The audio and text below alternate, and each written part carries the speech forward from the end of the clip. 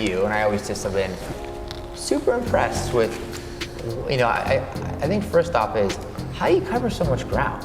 37 offices, closing, I heard 300 million roughly or something. To 240. 240 is amazing, because that's a struggle I have, because you want to be where you're at. You want to be focused and not just be in your office, like in your room, like I was for 3 hours, right? So how do you do that? I made a commitment to myself that it was going to take years to build this up, and so I sat back and said, okay, how do you do it? How's it work when you're in multiple territories and you want to touch as much as you possibly can? And so I really kind of blocked it. I blocked it into 3 sections. Okay, so Cool. On the airport, like when you're driving to the airport or you're driving from the airport to an office, that's your phone call time. Yeah.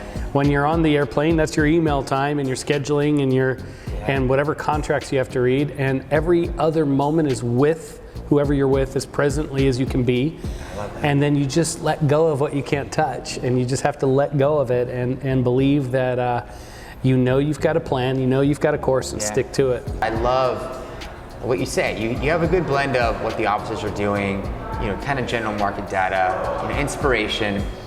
I mean, you really do. It's phenomenal. It's one of my favorites. You actually hit the trio right there. Yeah. So I'm paying attention. It's hard to go after you. Industry update, market update. Yeah.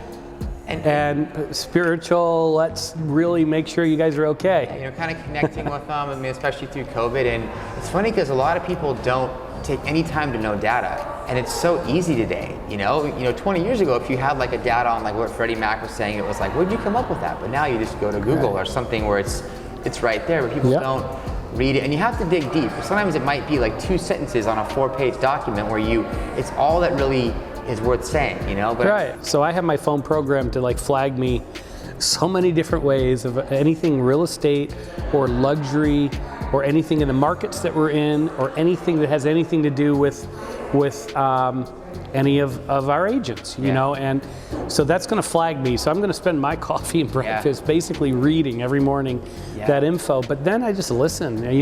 If you go to an office and you share some of that info, you're going to get comments back and feedback. And then you take that to the next office and you say, this is what we're hearing in the news, but this is what my agents in Beverly Hills are saying. And then that really starts conversation, and it's a living, breathing thing, and that's the best part of it, is we're all doing this together and growing together and learning together, and you only need 5 or 7 really good one-liners when you have that punchline of when a client's really listening and they're making a decision, and sometimes it really is a differentiator. You make it about the agent and about the client instead of about yourself.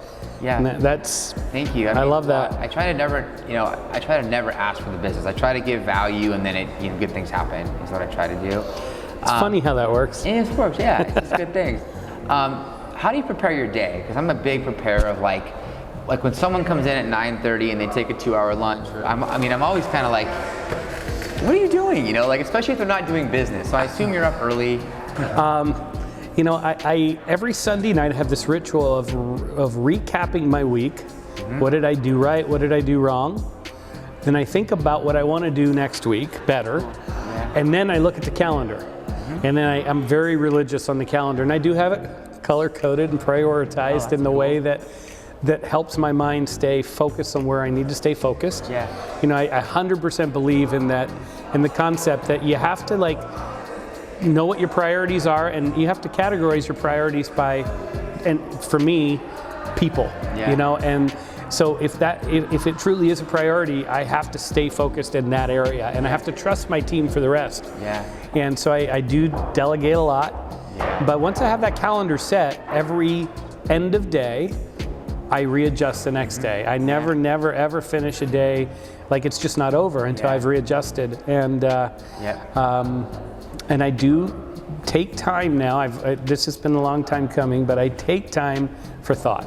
Those who are great at what they do work through the difficult issues. Oh yeah, absolutely. How do you handle, because I always notice whenever you come in town, everyone says, Paul is here, we love Paul. Everyone just loves you. And I was just curious, what is just a general topic of how you do that? I do try to make sure the bulk of my calendar is the people. read a lot of articles coming out of COVID as to which real estate companies are succeeding and excelling and thriving versus surviving at the time. You know, and this was maybe 8-9 months ago before everyone was thriving. Yeah, sure. And those that were thriving versus surviving, I could see the common denominator of people touch. The more personal touch with the people in their groups and agencies, I think the stronger that company did coming out. Yeah. And so I've really kind of passionately taken that to heart, in that whenever I meet people in the offices, they are happy about our culture. Oh, yeah. So rather than focus on the technology and the tools and, you know, let's have a lot of people that are great that can talk about that. Yeah. I just want to sit down with our agents and with our team, and so that's a big part of my week, as far as like if you were to look at the blocks of calendar. I bet. It's a big chunk. I mean, you guys do better than anybody. Like, I've never seen another real estate company that has weekly calls, weekly meetings, that has that type of engagement. It's really cool. Let's go outside just real quick and just hop Absolutely. out there. So pretty out, get a little bit of that air. You know, was there ever a time when you started, when you were maybe your first couple of years? Because for me, my first 2 years were really rough. I almost quit. I got fired for low production, true story. I went back and said, I don't want to lose my job. Tell me what I can do. You know, and they said, okay, you got to work every weekend, go to every open house in Orange County and bring back 10 business cards a weekend. I said, okay, I'll do it. And it worked. You know, this is before, like, you know, 1-800 call center, teams where you could go in and get leads. And before financial centers had a loan officer, like Bank of America had a loan officer sitting. So I had to go out and just, hey, I'm James, it's nice to meet you. I'm a lender. Did you ever have a time when you were newer and didn't know what you were going to do to succeed? You know, real estate, I started the end of 2004, and in Park City, where that was maybe, other than this year, the greatest time you could ever jump into real estate. Right.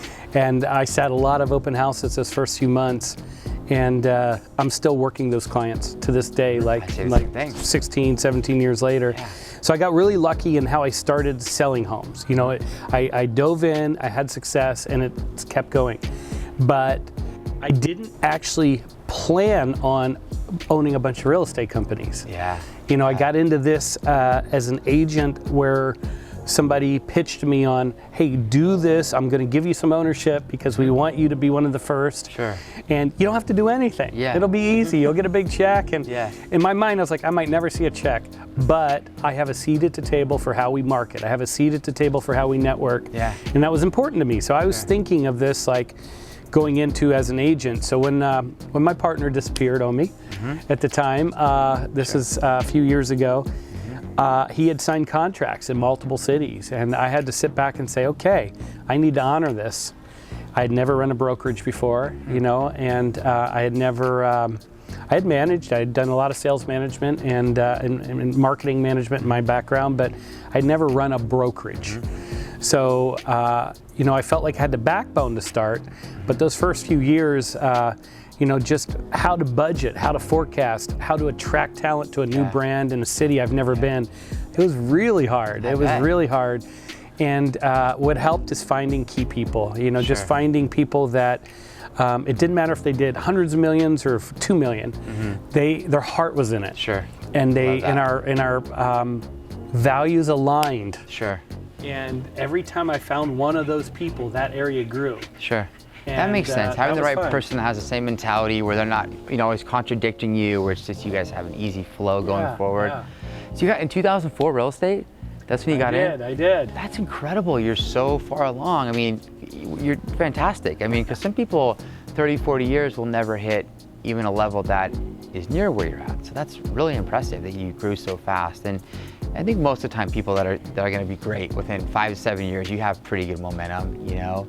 Yeah. But I was going to ask you. So basically, you were at Sotheby's, right? And then you came over to EV. I guess lastly is, you know, you're at the top. You're doing great. You know, I know a lot of people. When I came in the business, I was doing 5 million, 10 million a year, which is very little volume. People that were doing, you know, 100 million, they never got bigger. They stayed at 100 million, or you know, now they're kind of downsizing. How do you continue to inspire yourself or motivate yourself? You know, some people get, you know, comfortable, right? Sure. And I'm not that way. Like, I want to do more. I want to learn from you. That's why I'm such a fan of you and the brand. But how do you stay inspired to keep growing? Well, thank you. I'm a fan of yours too, obviously. Thank you. You know, but I'm at that kind of crossroads where you can't kind of have your foot in two pools. You know, it's I could grow my real estate business and just really focus on Park City, and the price points obviously are Massive. doubled in real estate towns these days, and and could be extremely lucrative. But with the 750 agents we have now, 750 my to 37. heart is there, and I think that transition was this past year. It's where I was fortunate. It was the best year of my life selling homes, but a lot of those sales came from years ago. Sure. And clients that I had known for years, or listings that were harder to sell, and maybe clients that didn't even want to sell because they love skiing in Park City, and all of a sudden you're like, oh, geez, if you get $5 me that. million, yeah. But you know, it changed, and in that change, it's that crossroads hit me of like, do I want to keep building this, or do I want to nurture my team and my agents? And so that's where my heart is now. Is I want to have the most amazing real estate company in every market we're in that our agents are proud of. We don't have to have the biggest market share. We don't have to be the most profitable. But we have to be proud of it. And so yeah, I am just ready to dive in.